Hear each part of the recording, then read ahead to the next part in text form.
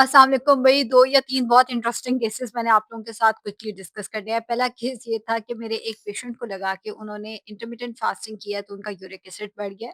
दूसरा केस ये था कि खाना तो ज़्यादा ऑयल में बनता था, मगर हम उसके ऊपर से ऑयल कैसे उतार रहे थे वो। और तीसरा ये था कि एक खातून मेरे पास आई और वो काफ़ी गुस्सा थी फूड पांडा वालों पे कि ये क्यों रात के 5 बजे खाना डिलीवर करने आते हैं। रात के 5 बजे से मुराद है सुबह फजर के time.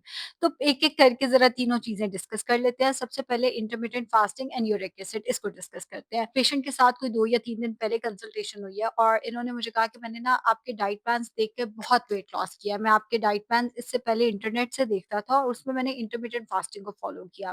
But the thing is बहुत अच्छा वेट लॉस हुआ, but the thing is intermittent fasting करने से मेरा यूरिक एसिड बढ़ गया। एक बात ना मैं अपने पेशेंट्स को अक्सर कहती होती हूँ कि जब तक आपको ये पता नहीं ना चलेगा कि आप गलत क्या कर रहे हैं, आप कभी ठीक नहीं हो सकते। अगर मुझे पता ही नहीं मेरी गलती क्या है, तो मैं खुद को सुधारूँगी कैसे? मैं अपने आप को बेहतर कैसे करूँगी?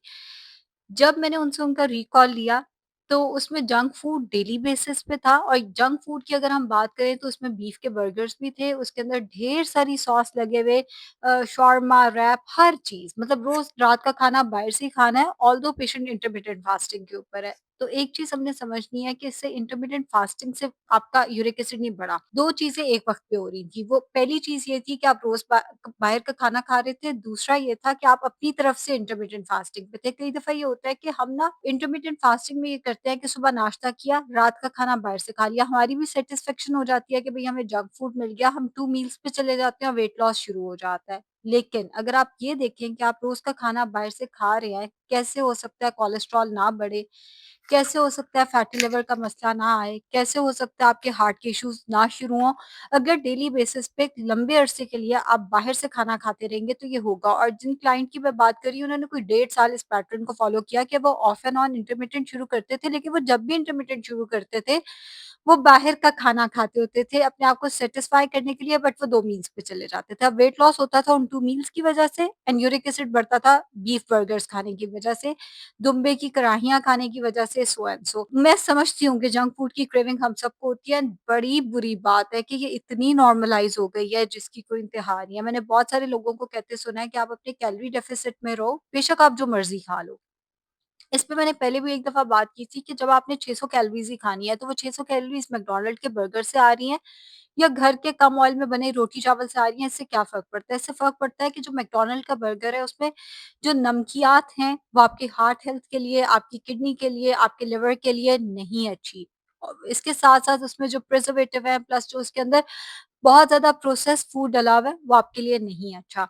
अ, रिफाइंड कार्बोहाइड्रेट्स एंड सो और बहुत ज़्यादा तली हुई चीज़ें हैं, सारा कुछ। तो वो आपकी हार्ट हेल्थ, आपके लिवर के लिए नहीं अच्छा। लेकिन वही 600 कैलोरीज़ अगर आप घर के खाने से लेते हैं, जिसमें फाइबर ज़्यादा होता है, जिसके अंदर प्रोटीन की एक बैलेंस मिकदार होती है, कम ऑयल में बना हुआ खाना होता है, प्लस साथ में फ्रूट्स होते हैं, तो वो ऑब्वियसली सेहत के लिए बेहतर है। 600 कैलोरीज़ आप बर्गर से ले सकते हैं, लेकिन वही 600 कैलोरीज़ आपको नुकसान देंगी जो आपने बर्गर से लिया है। वो आपको कोई आपकी हेल्थ को बेहतर नहीं करेंगी। बट वही 600 कैलोरीज़ अगर आप एक अच्छे मील से लेते हैं, तो वो आपकी हेल्थ के लिए अच्छा होगा। बस इतना सा ही फ़र्क आता है, कैलोरी डेफिसिट दोनों में हो सकता है।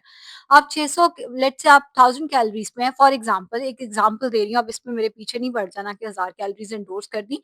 एग्ज़ाम्पल दे रही हूँ कि अगर आप 1000 कैलोरीज़ में पे हैं, उसमें से 600 कैलोरीज़ आप बाहर के खाने से लेते हैं और 400 कैलोरीज़ आप घर के खाने से लेते हैं, वेट लॉस तब भी होगा। और अगर आप सारी की सारी 1000 कैलोरीज़ घर के खाने से लेते हैं, तो भी वेट लॉस होगा। फ़र्क आएगा क्वालिटी ऑफ लाइफ़ का। एंड वो जो 600 कैलोरीज़ आप बाहर के खाने से ले रहे हैं, जैसे आप आइसक्रीम से ले रहे हैं, तो वो जो आइसक्रीम में मीठा है, वो आपको शुगर की तरफ लेके जा सकता है, वो आपके हार्ट के इश्यूज़ की वजह बन सकता है, वो फैटी लिवर की वजह बन सकता है। सो एक तो ये चीज़ आ गई। इंटरमिटेंट फास्टिंग कभी भी डायरेक्टली आपका यूरिक एसिड नहीं बढ़ा सकती। आपकी सिलेक्शन ऑफ फूड, आपकी फैमिली टेंडेंसी, मैंने बड़ी दफ़ा ओपनली बताया मुझे भी यूरिक एसिड है, लेकिन मेरा यूरिक एसिड फैमिली की तरफ से तोहफ़ा है।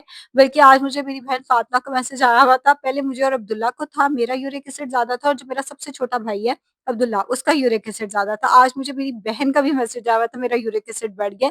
सो हमारी फैमिली में यूरिक एसिड जो है वो काफ़ी ज़्यादा है, फादर को था और उसके बाद हम बच्चों को भी है आगे से।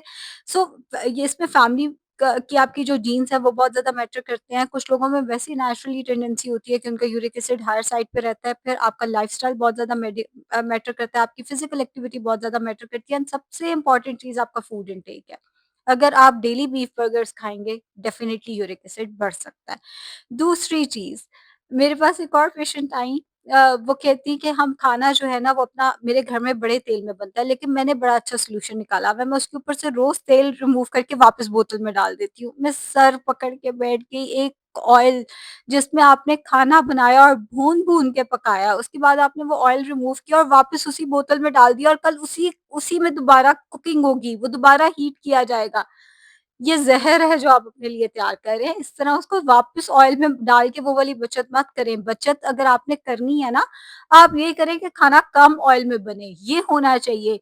अगर आप उसी आप ये देखें, कल को खुदा ना ख़ास्ता किसी को घर में हार्ट का इश्यू हो जाता है तो कितने पैसे लगेंगे एक अच्छे हॉस्पिटल से इलाज कराने में, स्टंट्स डलने में, हार्ट अटैक खुदा ना ख़ास्ता किसी को हो जाता है, सो एंड सो वो ज़्यादा एक्सपेंसिव है। तो बेहतर ये है कि खाना कम ऑयल में बनाएँ, ये वाली बचत कोई बचत नहीं है कि खाना ज़्यादा ऑयल में बना के ऊपर से जितना ऑयल है वो वापस बोतल में डाल दें, ये बिल्कुल बचत नहीं है।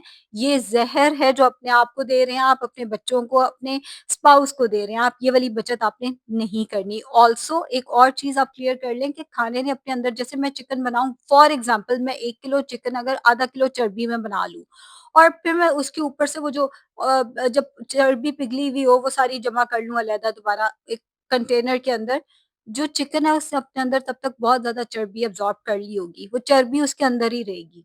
कुकिंग के दौरान उसने वो चर्बी अपने अंदर अब्ज़ॉर्ब कर ली होगी। कभी चिकन का कीमा या कोई भी गोश्त अगर आप बहुत ज़्यादा ऑयल में बनाएँगे या चर्बी में बनाएँगे तो वो अपने अंदर वो ऑयल या चर्बी अब्ज़ॉर्ब कर लेगा, काफ़ी हद तक कर लेगा। उसके ऊपर से आप जितना मर्ज़ी उतार लें, वो वाली बात नहीं है अगर आपने कम ऑयल में खाना बनाया है। कम ऑयल में खाना बनाना सबसे बेहतर चीज़ है, बजाए उल्टे-सीधे हम टोटके करते रहें और उल्टे-सीधे हम फ़ॉर्मूले लगाते रहें। तीसरी चीज़, मेरे पास एक खातून आई, उनका एक ही बच्चा था और उस बच्चे वो कहती मुझे सबसे ज़्यादा गुस्सा तो ये डिलीवरी वालों पे है। ये सुबह 5 बजे खाना क्यों डिलीवर करने आते हैं? चलो ये तो मँगाता है, वो क्यों डिलीवर करने आते हैं? द थिंग इज़, मैंने बहुत सारे लोगों को देखा है उनकी लाइफ़ में जब क्राइसिस आया तो उन्होंने फूड पांडा जॉइन किया एंड उन उसके बाद आहिस्ता-आहिस्ता जब उनकी लाइफ़ थोड़ी बेहतर हुई तो उन्होंने बेहतर जॉब्स की तलाश की। फूड पांडा एक प्लेटफ़ॉर्म है। अल्लाह का शुक्र है कि हमारे पास ये प्लेटफ़ॉर्म मौजूद है। पाकिस्तानियों को कोई इज़्ज़त की रोज़ी कमाने का तरीका मिला हुआ है। इसमें फूड पांडा राइडर की गलती नहीं है। कितने लोग उनमें से 2-2 3-3 जॉब्स कर रहे होते हैं अपने बच्चों को पालने के लिए, अपने घर के बिल देने के लिए और पता नहीं कौन-कौन से उनके खर्चे होते हैं जो वो पूरे करने के लिए फूड पांडा की जॉब कर रहे होते हैं। उसका काम है बेचारे का सुबह 5 बजे तक जागना और आपको आपका ऑर्डर पहुँचाना। हमारी गलती है कि हमने बच्चे की जो पॉकेट मनी है वो इतनी रखी हुई थी कि जितनी मैं कहती हूँ मेरी पहली जॉब पे भी नहीं थी, इतनी उस बच्चे की पॉकेट मनी थी। और आप सोचिए 12-11 साल का बच्चा था, वो 11 साल के बच्चे ने पैसे कहाँ खर्च करने हैं? उससे कोई मोबाइल्स वगैरह, अच्छा मोबाइल भी उसके पास वही था जो मेरे पास है, लेटेस्ट फ़ोन उसके पास है, एक ही बच्चा था माँ-बाप का, तो उस बच्चे ने और पैसे कहाँ खर्च करने हैं? उस बच्चे ने खाने पे ही पैसे खर्च करने हैं ना, वो ऑब्वियसली वो डिलीवर कराएगा खाना, या तो आप अपने बच्चे की पॉकेट मनी इतनी करें कि वो once in a while food order कर सके, या आप अपने बच्चे की काउंसलिंग कराएँ कि वो once in a while food order कर सके। अब बीमारियाँ शुरू हो गई हैं और 11 साल के बच्चे की बीमारियाँ शुरू हो गई हैं क्योंकि उसने रोज़ खाना बाहर से मँगाना है। हम बीइंग पेरेंट्स कई कई दफ़ा ना हम थोड़ी-सी बेएहतियाती कर जाते हैं। हमें लगता है बच्चा हमारी सुन नहीं रहा, हम इसको समझाते हैं, नहीं बाकी बच्चे खाते हैं। जंक फूड को हमने बहुत ज़्यादा नॉर्मलाइज़ कर लिया और उसकी वज़ह से बहुत सारी बीमारियाँ जो हैं वो बढ़ रही हैं। बच्चों के मेरे पास आते हैं बच्चे 100-100 किलो से ऊपर वेट हो चुका होता है, 11, 12, 13 साल के बच्चों का एंड यहाँ से सारी गर्दन काली हुई होती है, मतलब इंसुलिन रेज़िस्टेंस होती है, मेल-फीमेल दोनों बच्चों में हार्मोन्स का मसला इतनी सी उम्र से आना शुरू हो गया है, इतने से बच्चों में हार्ट का प्रॉब्लम, इतने से बच्चों में कोलेस्ट्रॉल बढ़ा हुआ है, इतने से बच्चे प्री डायबिटिक, डायबिटिक हुए हुए हैं। एक मेरे पास 17 साल का बच्चा आया जी, ब्लड प्रेशर बहुत ज़्यादा बढ़ जाता है। तो हम जब इसको गुस्सा आता है ना, ब्लड प्रेशर बहुत बढ़ता है, तो हम इसको बाहर का खाना खाने से मना नहीं करते कि कहीं इसका गुस्से से ब्लड प्रेशर ना बढ़ जाए। कहीं न ऐसे बच्चों को, ऐसे पेरेंट्स को सबको काउंसलिंग की ज़रूरत है। Junk food once in a while ज़रूर खाएँ, मैं भी खाती हूँ, मैं भी, बल्कि मैं और ज़ाहिद हर मंडे बाहर से खाना खाते हैं कि ये हमारा मी टाइम है, ये हमारा आपस का टाइम है जिसमें हमने आपस में बातें करनी है। मी टाइम तो नहीं, अस टाइम कहेंगे, जो भी कहेंगे इसको। तो उसमें ज़ाहिर है बच्चों में बीमारियों बीमारियों की शरह बढ़ेगी। एंड ये नहीं है कि हम अफ़ोर्ड नहीं करते, सब अफ़ोर्ड करते हैं। अब तो मुझे लगता है वो एक ज़माने में होता था वाक़ई ₹40 का शवारमा, अभी भी हर जगह, हर अफ़ोर्डेबिलिटी के हिसाब से चीज़ें अवेलेबल हैं। आप ज़्यादा नहीं अफ़ोर्ड करते, आप डेली बेसिस पे हर बंदा बाहर से खाना अफ़ोर्ड करता है, लेकिन इसका मतलब ये नहीं है कि खाना है।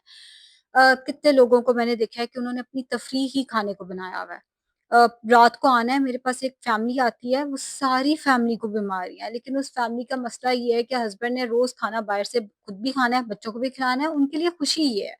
जब हम ये चीज़ें नॉर्मलाइज़ करते हैं ना, हम फ्रीक्वेंसी ज़्यादा जंक फूड की रख लेते हैं या हम बाहर के खाने में अच्छे-बुरे की कि इसमें क्वालिटी ऑफ ऑयल कौन-सा डला हुआ है और इस सब की तमीज़ नहीं रखते, वहाँ पे बीमारियाँ शुरू होती हैं। तो प्रॉब्लम ये नहीं है कि राइडर ने रात के 5 बजे आके खाना क्यों दिया, प्रॉब्लम ये है कि हमारी फ्रीक्वेंसी ज़्यादा है, वो अपना काम कर रहा है, उसको हम ब्लेम नहीं कर सकते। हमारे कुछ चीज़ें हमने अपने हाथ में लेनी है, हमें अपने अच्छे-बुरे का पता होना चाहिए और 11, 12, 13, 14 इन साल के बच्चों को आपने अपने साथ बिठा के काउंसलिंग करनी है, उसको उसका अच्छा-बुरा सिखाना है। हाँ, बच्चे आपकी बात नहीं मानते, तो फिर उसके सेशंस लिए जाएँ, बच्चे को साइकोलॉजिस्ट मैं ये नहीं कह रही मेरे पास ले आएँ, साइकोलॉजिस्ट के पास लेके जाएँ, अपनी बात उसको मनवाना सीखें, आपको पता चले कि बच्चा कहीं न कहीं बात मानता है, हमें मनवानी नहीं आ रही होती। तो इन चीज़ों पे काम करें, बजाए इसके कि अपना ब्लेम हम फिर दूसरों पे डाल रहे हैं।